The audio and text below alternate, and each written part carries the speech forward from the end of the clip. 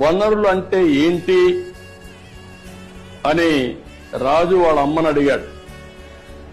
అడిగినప్పుడు వాళ్ళ అమ్మ చెప్పింది ఏం చెప్పిందంటే, మన అవసరాలు సంతృప్తి పరచడానికి ఉపయోగపడేది ఏదైనా సరే అది ఏమంటారు?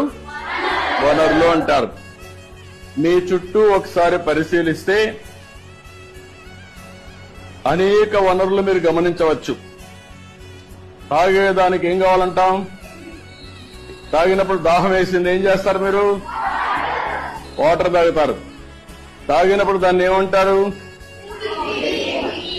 అదే సమయంలో మీ పాఠశాల అయిపోయింది, ఇంటికి పోవాలి. దేంట్లో పోతారు మీరు? బస్సులో పోతారు. దాన్ని ఏమంటాం? వనరులు అంటాం. అదే సమయంలో మీరు చదివే